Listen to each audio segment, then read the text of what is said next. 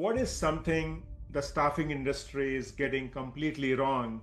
One of the areas, obviously, that's top of mind that I don't think you can even blink and not see is really the talk about artificial intelligence. I also have observed that most of the organization, when they are promoting their recruiters, what they see is the top performer, they go into the next level. Hands on. It's very tactical. It's hard to give that up, even as you move up into management. Recruiters tend to always get the blame. We're a very hard profession and discipline to defend. Mike, the truth moment, was there any truth in this statement that leaders are far away from the ground level reality? We always say getting a seat at the table. Getting a seat at the table just doesn't mean that you're part of the meeting, right? I was very involved above me and below me, right?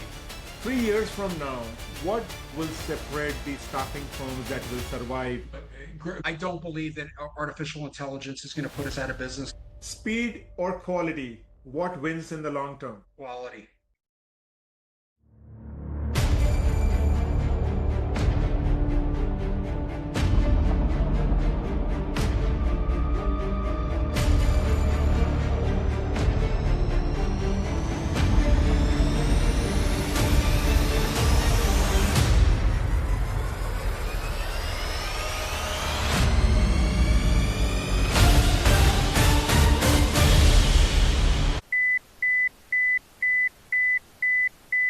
I believe the staffing industry has been focusing too much on activity and not enough on what actually drives growth.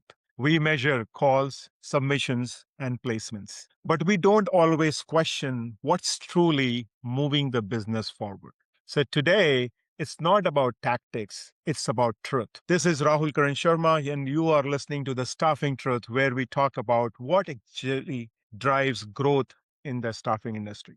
And I couldn't think a better person to have this conversation than with our guest, with Mike Bruni. Mike brings more than 3 decades of experience in talent acquisition, workforce strategy, and career consulting across both the private sector and government markets. Known for designing and scaling high performing talent acquisition ecosystems, his expertise spans recruiting strategy, sourcing innovation, TA technology, and operational excellence. With deep expertise in the Washington, D.C. federal contracting and government services market, Mike has a proven track record of helping organizations, including private equity backed companies, improve hiring outcomes by strengthening the efficiency, scalability, and strategic impact of the talent acquisition operation.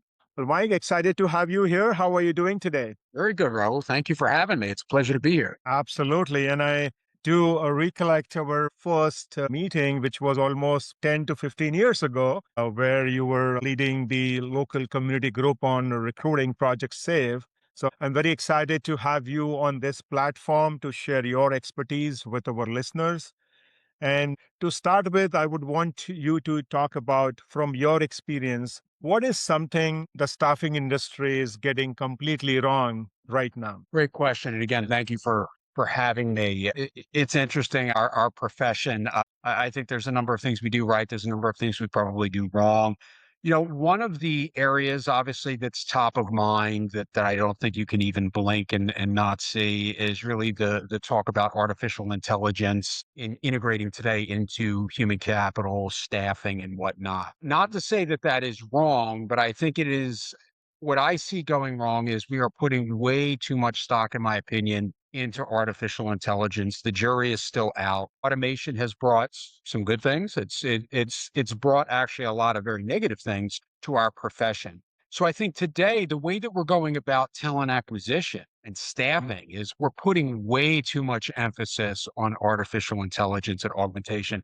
We have an industry that's still questioning whether it's going to exist when AI hits its real stride. I'm not a believer of that. So I think our ability to become leaders and really proactively address this issue, our ability to talk to C-suite and executives, we're not doing that right. There's not enough engagement from the talent acquisition leadership across the staffing industries to address this.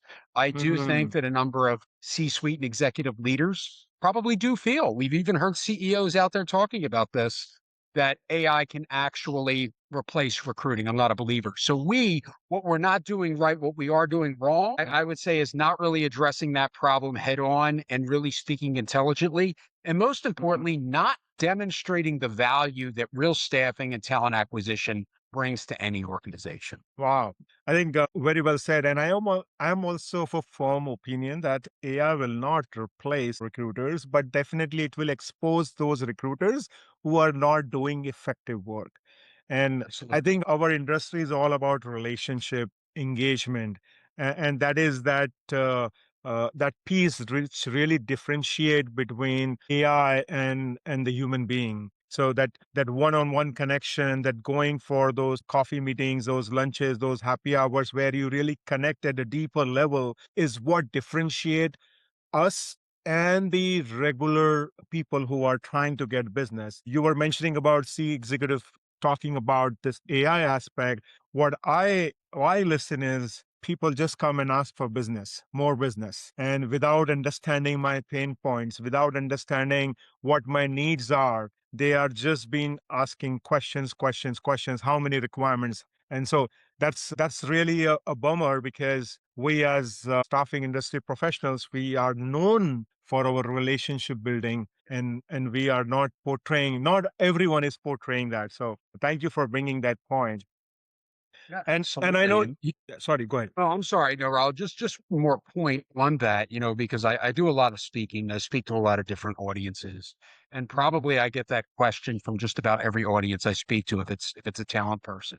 And the one question I ask back actually in response to that is really what value do you bring as a talent acquisition professional at any level, right? From a Mhm. recruiting operations, recruiting, leadership, what value do you individually bring to your profession? If in fact you have trouble answering that, well, then you have a real problem to address. But you really have to understand the value that you bring, because if you cannot demonstrate and articulate what that value is, I'm sorry to say that maybe AI will automate what it is that you do. I know that sounds Mhm. harsh, but that is the reality that we're dealing with today. Yeah. No, absolutely right. I think if we can't demonstrate our value, if our value is just on words, or probably there are some organizations whose cultural value are just on the walls, that's not do any good to people. So I really agree on that aspect. Now, on that note, and I know you work very heavily with the companies in the DC market area and globally to scale them up.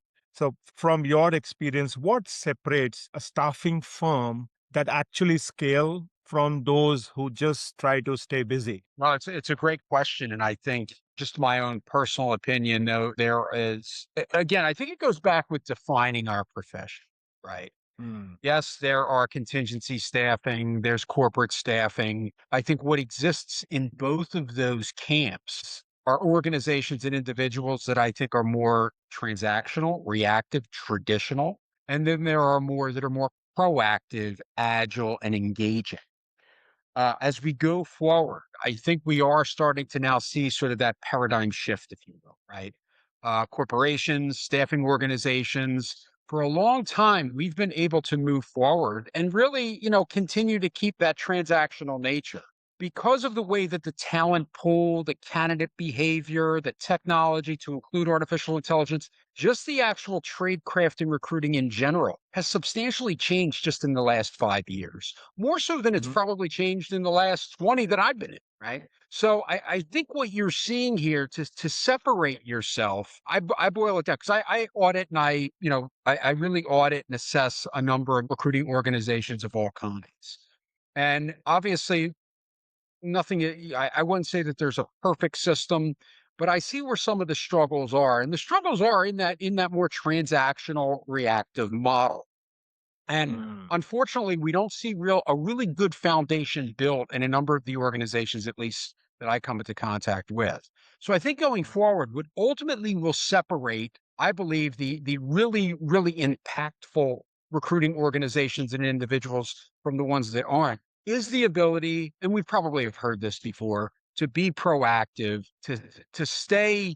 What I always consider one of the principles I live by is to always stay in front of your stakeholders, whoever that might mhm, be. And the way that you do that is you have to build a foundation for your recruitment organization. Recruitment, too many times, is built on individual talents.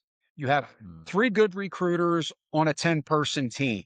And then what ends up happening is as the three recruiters leave or something changes, we see the fallback. There's not a system Mhm. built. And I Yeah. think the leaders and the organizations that are proactive and forward thinking and really are able to actually, what I think, harness maybe automation and artificial intelligence to enhance the true recruitment tradecraft, that will result in really the success of those individuals. And that is where this profession is going. We have to be Mhm. experts. We have to Mhm. be, you hear the term talent or strategic advisors. That is true. And I know that may sound cliche, but that is true. We need to be experts and very knowledgeable in our business. We need to be able to manage our stakeholders and set the expectations for those stakeholders. So, Mm. our ability to actually be much more proactive, much more professional in this discipline is going to be critical. Those are the folks that are going to continue to survive and grow in this particular profession. Unfortunately, I think I saw a statistic recently, since Mhm. 2022, we've seen a decrease of 25% in recruiting in the recruiting profession. So we have 25% less recruiters today than we did just 3 to 4 years ago. The reason is Mm. not all of that is blamed on AI. Some of that is corporations are realizing we don't necessarily need to keep a large team of recruiters to get the production we've gotten. And I think it falls back to that reactive versus proactive type of model. Organizations are recognizing that they do not need these very large staffing teams to achieve the goals that they have. So, as Mm. talent leaders, we need to make sure that obviously we're building team systems and procedures, processes that are ultimately going to answer that mail. So I think going Yeah. forward, that's what's going to separate what I would consider the haves and the Mm. have-nots. Wow. And as you were providing a response, things that were going in my mind was around the culture of entrepreneurship, where you build leaders from within the organization. And I think you brought a great example when your top performing recruiters quit, there is a sudden drop in the overall performance. And the top performers, you can't replace them overnight. It is a gradual process. So if you do not have a proper leadership pipeline in place, you will have that challenge coming in over and over again. And on that note, talking about recruiters, I also have observed that most of the organization, when they are promoting their recruiters, what they see is the top performer, they go into the next level. And from your experience, what are some of the struggle that the top performing recruiter face when they move into the leadership role? What has been your experience? Great question. And I'm one. I'm one. I think I'm sort of one of these folks. I know as very conscientious. Good recruiters are very conscientious, right? Mm. We tend to be control freaks. It's hard to give that up, right? Because it's such a very, to be successful in the ground floor of recruiting, it's really, hands on. It's very tactical. It's hard to give that up, even as you move up into management. I have always struggled with that and probably never successfully really separated myself from the tactical piece. Even when I was running large organizations, I always wanted to have a requisition to fill. That may not necessarily always be the good thing, but I think one of the struggles for good talent acquisition professionals is our ability to sort of cut that cord, really move up to set the example, right? The Mhm. development of good practices, the development of being able to learn, right? And sort of build that continuity into your team is critical going forward. I think, managing up, leading up is going to be, is, and will continue to be very important. So yeah, I Mhm. think cutting that cord and really separating that line of hands-on tactics and then moving up into sort of a level, if you will, that is actually setting the example for the team and the ability to actually manage stakeholders and set those expectations. I'm very big on that. Very big sure that the C-suite and other stakeholders around any organization really understand where it is that we're coming from. You probably know as well as I do, because I've been in these situations. Recruiters tend to always get the blame. We're a very hard Mhm. profession and discipline to defend. Our product is based on human, right? We have human people. Our product thinks and Yeah. acts for itself. very difficult. And we're a very hard industry and profession to measure, right, effectively, Hmm. because it's just not a real finite, our product, our systems, they're not finite, right? And, it's constantly changing. So the ability for a talent leader to really leave the tactics to the team and be able to trust that, to really focus on leadership and managing. And I think that it goes back to our first topic. We're not doing a good enough job of really expressing and demonstrating the value that talent acquisition really can bring to an organization. Yeah, I think you're bringing that back again. It's so important for us to bring our value not just to our own stakeholders, but also to the other folks who are the back office support. Because sometimes there is always this struggle I see that why the recruiters or the sales professionals they get the limelight. It's all about the value that they're bringing on table. And in my experience, what I have observed, where most of the talent acquisition professional actually struggle is managing their team, because what happens is they have been buddies with those people with whom they are working, and suddenly overnight they move to the next level and now they have to manage their buddies. That's one of the bigger challenge I have seen. And two, as you mentioned, that the control nature, that you can do better than others, so you are always doing things rather than getting things done. That is another aspect on that front. And it what I have seen is the organizations from the leadership perspective, Mike, is if they start grooming their recruiters or probably that entry level talent from a leadership perspective. Because Mhm. often I have seen in corporate America, the leadership training comes once they become a leader, and that's very late. There are very few organizations who are investing very heavily at the entry level talent from the leadership perspective. So that could be another differentiator. If you really want to see that success coming in from a top billers to moving into a leadership, they need to be groomed over a period of time, and they always need to have the second in line. You don't have to think twice who is the second in line. That succession planning is very important aspect in our business as well. Yeah. And uh, and as you heard me say earlier, I'm a very big believer of methodology and designing a foundation and a system. And when I say a system, I don't mean a technology system.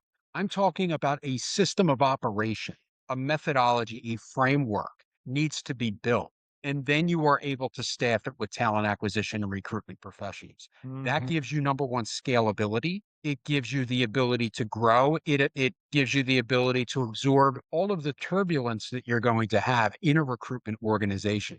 So you're not relying on one or two superstars on the team. The risk is spread and the success is spread, right? So again, it's think along the lines of a sports team and the way that that's designed. So I operate by methodology. We have my own proprietary methodology, the Sweet Science methodology, which really does that. And we really encourage folks that are in recruitment to really understand that. I'm sure there are folks out there that do it very well, but building that foundation for growth and stability is going to be critical. It always has been critical. I don't feel that there's enough recruiting organizations that are actually practicing that. Again, we fall back to that very transactional, very reactive, very traditional model that did work, and it did work in the past. But today, it's very difficult to apply that same structure to today's mhm. talent problems. Sure. Mike, I want to just take a segue on the truth moment on the podcast. Most of the talent acquisition professionals, they feel that the leaders who are sitting in, who are having those positions that you have had in your previous organization, they take the decision based on certain data points. And there is a big belief that the senior level leaders, they do not have very clear picture of people at the ground. So in your experience now, you have had that position where you were heading large teams. I want to know that reality and truth from you. Was there any truth in this statement that leaders are far away from the ground level reality? What's your take on that? Great question. I again, I think a lot of it is communication and our ability to demonstrate value. So what do we see? I can speak from my experience leading organizations, leading large, both on the government side, and there was very little difference between leading a large organization and a major government agency as opposed to a Fortune 500. What I believe that, again, and it also goes back to getting, we always say getting a seat at the table. Getting a seat at the table just doesn't mean that you're part of the meeting, right? Getting a seat at the table is having influence, it's having input, it's actually being respected by your peers. And the way that you do that is, again, going back to becoming that talent advisor and really bringing your expertise. I think we talked about metrics and things like that. What really, we talk about what metrics really make sense, what has an impact, right?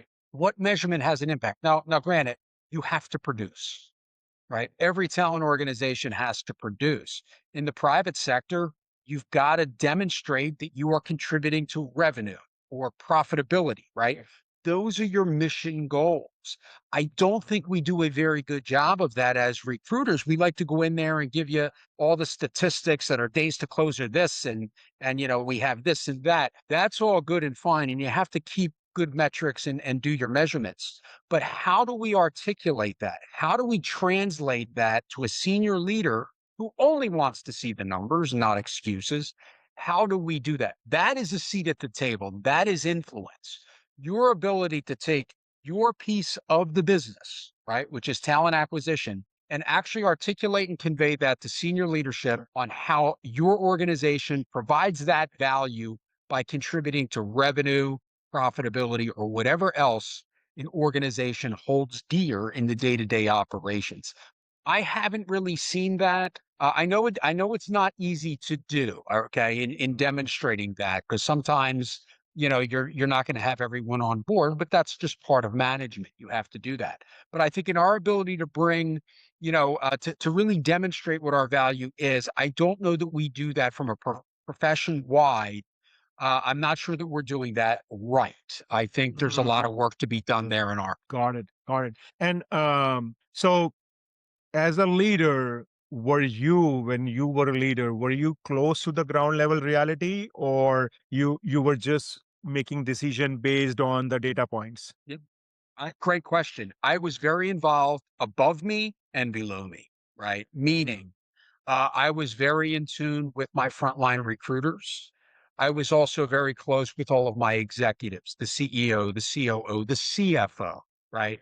All of the critical stakeholders. So there was a natural balance.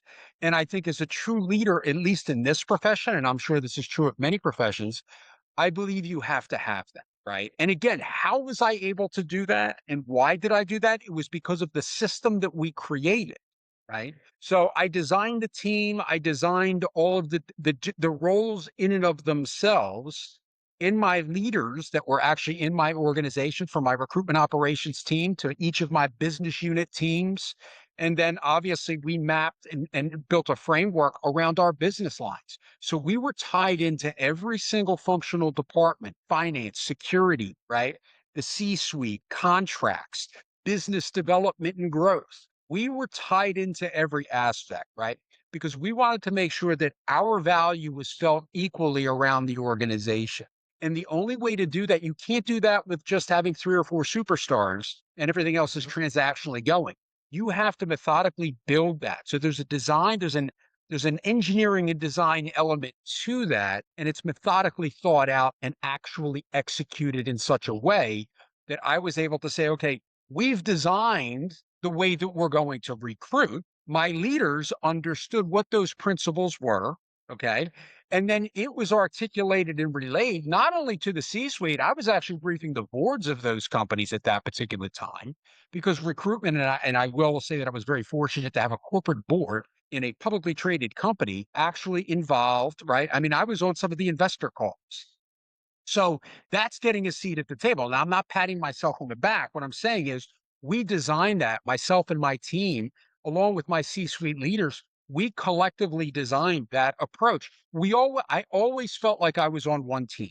I'm not saying I didn't have challenges. I'm not saying I wasn't challenged by other people in the organization. That's natural. But I'll tell you what, when we went to the board meetings, I always felt that my CEO, my COO, my CFO always always had my back, and we were one team going forward. So again, I think when we look at this, what value? And again, I've witnessed many talent acquisition professionals go to executive meetings and they come with a PowerPoint presentation. And again, days to close. Again, that is all good information. It is not articulating the true value. That is a transactional metric. Again, it's an important one, but if you're only bringing transactional metrics to a meeting, I'm not sure you're really leaving the impression that you want to leave and having the impact that I think you should have on that organization. Mm. Wow. I think such a great point that you are making is keeping all the stakeholders involved and having their back is so very important. And one incident that is coming to my mind, there was a time just post COVID where we were supposed to do a training on digital transformation for our talent acquisition team, and some of the leaders they were inclined to get an external trainer to get this job done, but we had some well wishers of ours, some people who really had our back. They actually got together and they moved that needle to the right place, which is sharing the great things that the team has done and allowing us to get one opportunity so that we can prove what we can do. And guess what? We got that one opportunity and we just knocked ball out of the park, and we won that internal training piece, and that became one of the best training program for the overall organization, increasing the revenue as well as increasing the revenue for the recruiters, because as you know we are on the commission, so revenue based commission, so it's all went well. And that really happened because of the good groundwork we did, the stakeholders connection, and then being very transparent with them. That's really matters, being transparent with the stakeholders and not just showing the good picture, but the real picture. Because if you are not transparent, then you will not be able to improve and you will not be able to ask for help. So, so thank you for bringing that experience of yours, Mike. Absolutely. And I know I'm coming at it more from a corporate standpoint, but I think the same exists in contingency staffing as well, right? In Hmm. a contingency staffing environment, as we've worked as well, not only your internal team, your internal stakeholders, your client stakeholders, right? Your hiring authorities and the folks actually within the client organizations, the same approach applies, the same philosophy, concepts all apply. It's a different playing field, but it's the same sport. So you have to bring that type of discipline and value and demonstrate that value to Yeah. whatever client you're supporting there. Of course, internal and external stakeholders. They have to be priority. TA leaders have to have their team is definitely a priority, no question. Their stakeholders are equally a priority. And I Yep. think it's the ability to balance that. No one said it's easy, and it's not. And these jobs aren't Hmm. for everyone. But Hmm. you have to understand, if you step into them or if you're promoted into them, this is a challenge that you've agreed to take on, and you're going to have to execute accordingly. Correct, correct. And I think you are again making me think that why at times people do not take, or some people do not take talent acquisition professionals very seriously, because we have not articulated the what we actually do. We do not share the real crux, real value that we bring on the table. And that's also, it's important for us to change the vision, change the right message of the for the industry, because industry is also getting a bad name for some of the things. But again, the value that we bring on the table, not just to our internal stakeholders, but the external stakeholders, also very, very important. Now, Absolutely. on that front, Mike, I wanted to check, and you work with a lot of C-level executives, and you advise them on the strategy. So, what is something that really looks good on paper but becomes a bottleneck for a staffing firm to scale? What has been your observation? Got it. There's a couple. I'll pick one. There's a couple of things that look good on paper. Technology. Technology always looks good on paper. We always want that shiny object. Looks great. I've seen where technology has been implemented okay. However, it's either not utilized, it's not used properly, and it's not integrated into an organization. Because I see that. I've seen too many leaders come in and say, we're going to buy this or we're going to buy that. It's going to make it all better. We got this, even to the point of a job board license. It's going to change the world. They're all tools. Okay. That's all they are. They are tools. Yes, they can make our lives easier. We need them for compliance. We need them for organization. We need them for all of that. but on paper it looks great. And I've seen people put this in their performance reviews. And don't get me wrong, it's a job and it's a lift to implement these systems and roll them out. All good. However, it doesn't make the team. It doesn't get you ultimately to the finish line. There is a lot more that goes into that. And I think we sometimes lose that we've rolled out an ATS, we've rolled out a CRM. Now we're implementing, I don't know, Gen AI and agentic AI solutions, and this is going to fix all of our problems. It has to be tied in to the organization. So integration, that's the key. Everything else looks good on paper, right? And again, this is just one element that I see, and I'm seeing more and more of it.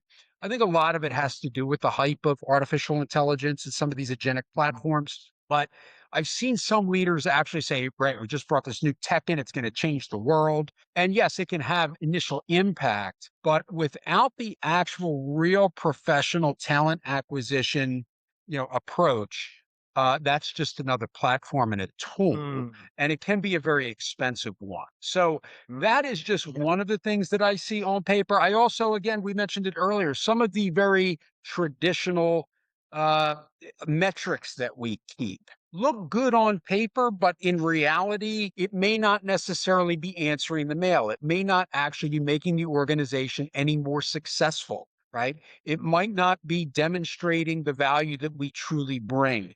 Those are two of the things that I typically see in talent acquisition. mhm, Looks good, but really, at the end of the day, isn't really moving the business or growing the business in a way that it should. mhm. Yeah, no, great point. And I do agree on that implementation part on the technology. I've seen it in my 2 decades of experience. And you also mentioned that, yes, there are some merits to it, but then it has its own challenges. And then the adoption is one of the key. What I have observed from what looks good on paper is learning and development. So everyone loves learning. All leaders are wanting people to learn. But then if that learning is not getting executed, then all that learning has no value or it is not doing any good to the organization. And I see most of the leaders, whenever there is a situation, a firefighting situation, training is the first solution. Now, training could be a stopgap, but then it is how it is being executed, how you are making sure as a leader are asking those questions with the people who are getting trained. Because when you are doing your one-on-ones, you are always talking about numbers, numbers, numbers. You're not talking about, hey, how are you doing today? How was your weekend? Yes, in bits and pieces it happens. I'm not saying does not happen, but in larger scheme of things, it is more transaction, transaction, transaction. And they are not taking that snippets on, hey, you went to training last week. What happened? What did you learn? Can you do a session with this team? So that is another big piece that I see looks great on paper, but yes, it does not give you the result that you anticipate. Yeah, Um, absolutely. Well, yeah. interesting, learning, and I'm a big believer in learning and growth for Mm, any team, right? I don't think we have enough of it in talent acquisition, in the recruiting organizations, in any, whether it's corporate, whether it's contingency, government, private sector, what have you, that I've been part of. I will tell you though, and it starts with leadership, right?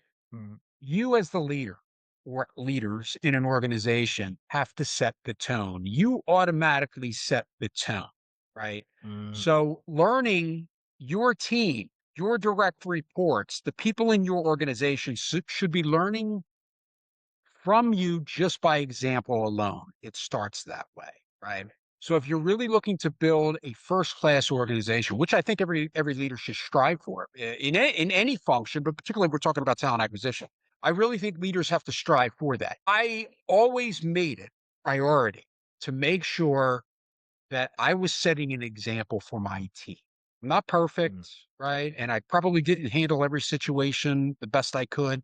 But I will tell you, I always made an attempt to make sure that I set the example. I always wanted my team to know that I had their back, right? I wanted to make sure that they understood that we were driving, we were a team moving forward. So that in and of itself is the first stage in learning. Well, before you could ever bring anyone in to help you, whether it's tactical recruitment training, that's first and foremost. You have to actually set the tone for the organization. And that's the first line of learning right there. From there, once you have a very stable, solid organization, it's only there that you can actually then bring in the actual external training or grow it organically inside of your organization. I have seen many times, because guess what? I go in and train organizations. And I can tell you when I do follow-ups on my training sessions, and we tailor our training to the client's needs. I usually will do a follow-up within about 30 days, and then I like to do a follow-up within 90 days. And I ask that leader, has it stuck? And sometimes people will say we're still going, or it did. Sometimes it's still not working. And then I drill down a little bit. And it's first off, I look at myself. Was there anything I didn't do? Right? Did I come to find out, unless you have that example internally, it's not going to stick. It goes by everybody is going to actually resort back to their original habits. That's why I'm big on a system as opposed to individuals. Build the system, set the example, and only then can you really then start to grow when you add in that training, whatever type of training it is. Mhm. I hope that makes sense, but I think we see it in Absolutely. those layers. Correct.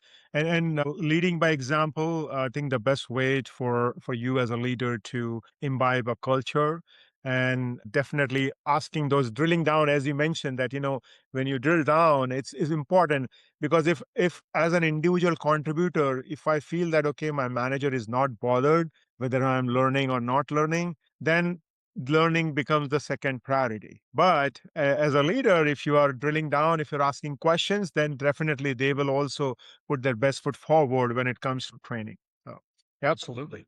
Absolutely. Mike, one common friction that I see specifically in my experience in the contingency staffing is between sales team and the recruiting team. What has been your experience, and if any organization is having that friction right now between their sales and recruiting team, what could be one or two ways they can take care of that actual problem? Yeah, it's a great question. I spent 8 years in contingency staffing, both as I've done sales, account management, recruiting, and split desk. Right. I've been in all of those roles. And I have to say, sadly, most of the organizations I worked in were disjointed in a way where there was a lot of blame game. And it's a very common problem, at least when I was in contingency staffing. Not sure if it's changed because it was a number of years ago, but spent a lot of time there and really thoroughly enjoyed that pace and tempo. Mhm. Uh, of the mindset it is always a team challenge, right? Again, going back to the whole system philosophy, because it's like an engine. We all have to work and operate right together collectively, and with that, your ability to do diagnostics when there are problems, right? So that's all part of this. When there's a problem, how do we address it? How do we identify and diagnose the problem? How do we pinpoint it? How do we approach it? How do we address it? How do we resolve it? Right. So instead of the finger pointing, regardless of whose fault it is, you need you need the internal controls built in order to make sure that that's governed and you're able to do that. It's if you're not getting hires, is it the business development? Is it the pipeline? Is it the ability for the salesperson to go in and do the appropriate intake? Are we collecting the requirements? Do we really understand what it is that we're doing? Right. Then it's a matter of, okay, what does that handoff look like? What is the articulation of that? How is that built? Going then back to the recruiter, do you have the appropriate person or the right person doing the actual recruiting? So, what is that dynamic? I'll be honest, I found much more success, and this might have been me. I found much more success when I was doing split desk work. I went and got my requirements and I actually recruited them myself. But I can't sit here and say it's typically sales, it's typically recruiting, or it's overall, say, account management, district management, general management. It's going to vary. The way to address that is to really make sure that you have an integrated system built that is actually able to deliver, right? Again, with the internal controls to identify challenges. You're going to have challenges in those environments. Look, let's not kid ourselves.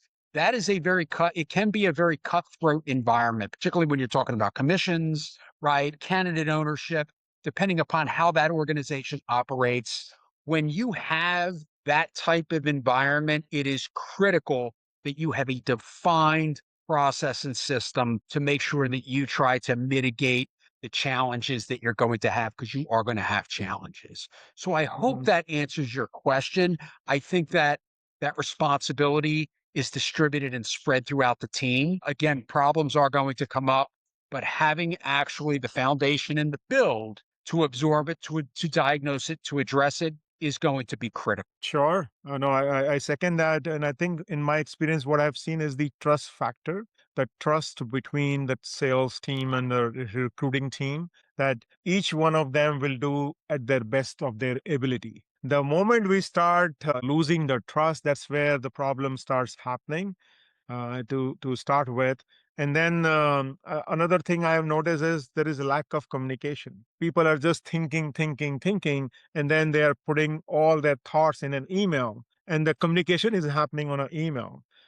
People are a little afraid to pick up the phone or probably talk face to face. In my experience, I have noticed that wherever there is a sales and recruiting who are working as one team, as you mentioned, is the magic happens. And we want that magic to happen for each and every team, and that is all about that trust. That, and I think that we call about that like factor, the trust factor, no factor. So you need to get to know each other well. So thank you for I bringing couldn't agree your more. perspective. Yeah. Couldn't agree more. We are moving on the last segment, and before I move there, Mike, I need to be mindful of your time. 3 years from now, what you think will separate the staffing firms that will survive or who will dominate? What do you think? So, great question. And I think, and I think a lot about this, right? This is something that we do, although none of us have a crystal ball. What does it look like in 3 years from now, right? I don't believe that artificial intelligence is going to put us out of business. Let's get that off the table immediately. But I think the Mhm. successful staffing individuals and organizations are going to be the folks that actually do take a lot of this new technology. I'll speak first specifically about the technological piece because that's a big, obviously, it's the number one topic out here. Who is able to actually adopt and harness that correctly to enhance the talents of the human? In 3 years from now, instead of having a recruiting team of 50 people practicing or you know, executing a more transactional type of organization. We see a lot of that today. In 3 years from now, the organization is going to be 20 people that are all specialized, right? Being the people out front, being the advisors, being the trusted partners, not only to internal but external stakeholders, right? A balance between candidates and clients, right? Because let's face it, in this business, we get paid by the client. We tend to put more emphasis and engagement and that TLC with the client, you have to extend that same courtesy to the candidate. A strategic advisor would understand that and understand it better than the other, right?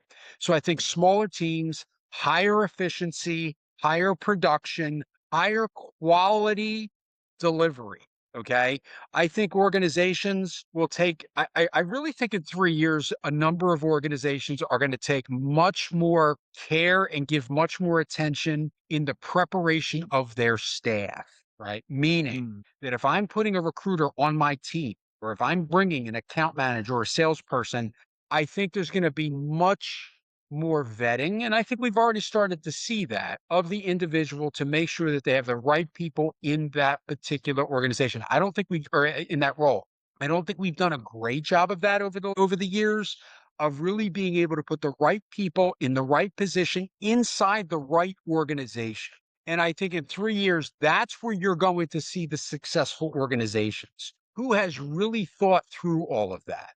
Who has really built and prepared this type of team, this type of structure, and this type of operation to take on that particular marketplace? That Mm. is going to be the difference between today. And again, I think we're already seeing this transition, right? Mm. Unfortunately, we're seeing a lot of recruiters being impacted. We're seeing a lot of organizations shrink.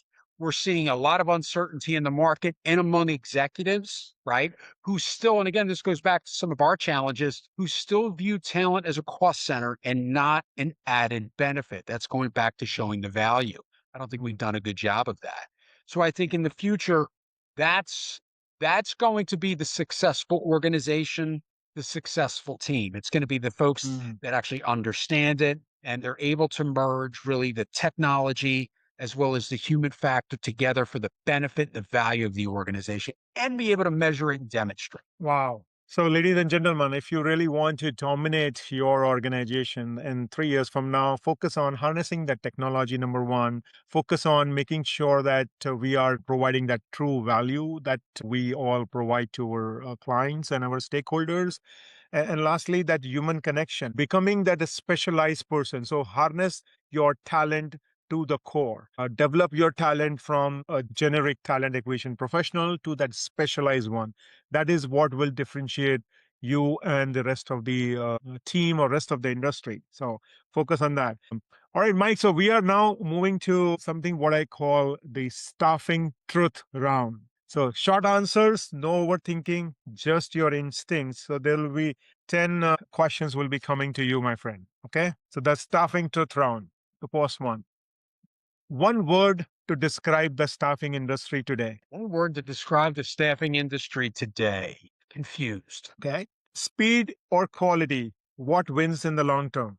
Quality. Most overrated KPI in staffing. Days to close. Top biller always makes a good leader. Agree or disagree? Disagree. One thing recruiters should stop immediately. Posting and praying. Waiting on applications. AI is opportunity or threat? Opportunity. One trait that destroys leadership credibility. Not being honest. Not being communicative. Sales driven or candidate driven? What actually drives more? Candidate driven.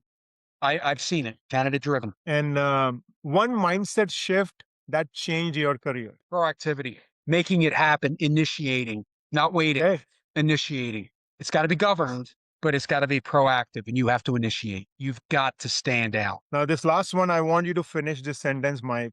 The future of staffing belongs to leader who Understands the human value in our profession. It is the relationships, as you've mentioned. It's the human. It is not technology. It will always fall back on the human. Will technology and this current craze impact? Absolutely. But we will only survive and become better when the human is out front, and that will happen. And I'm a true believer that we will become a better function, a better discipline in the future than we are today. And technology will help us do that. Awesome. Thank you, Mike, for sharing your wisdom, sharing your thoughts. Before I let you go, if our listeners want to connect with you, wants to know more about you and how you can be of help to them, can you give a snapshot of what you do and how they can reach out to you? I appreciate that. Thank you, Rahul. I've been around the human capital talent acquisition game here for about 30 years. Currently, I am a consultant. I would say that I describe myself as someone who builds organizations, designs organizations, trains folks, really builds talent acquisition ecosystems. So we are, we are an end-to-end consultancy from career coaching to design of systems to actually recruiting for our clients, both private and federal and academic as well. So we work by principle and methodology. So everything that we do is based on a methodology and a principle. And we find that that is the winning formula. Again, that's why we call it the sweet science. It's the sweet science methodology, and it appears to work for most of the organizations that we engage with. Awesome. And we will include Mike's website on our show notes so they can reach out to him and connect with him on LinkedIn. Thank you again, Mike, for being here. Thank you. And really appreciate your thoughts. And I'm sure that the staffing industry would be indebted to you for sharing the wisdom that you did today. Thank you. Thank you, Rahul. Very much a pleasure. Thank you for having me. Thank you for joining us on The Staffing Truth. Before I let you go, I'd like to ask one favor. If this episode resonated with you, please share with a colleague, a leader, or a friend in the staffing industry. That's how we grow this community and bring more important conversations to the forefront. And if you know a staffing leader whose story, lessons, or leadership journey deserve to be heard, please send them our way. Because the future of our industry won't be shaped by technology alone, but by the leaders behind it. Thank you again for listening to us. I'm Rahul Karan Sharma, and you are listening to The Staffing Truth.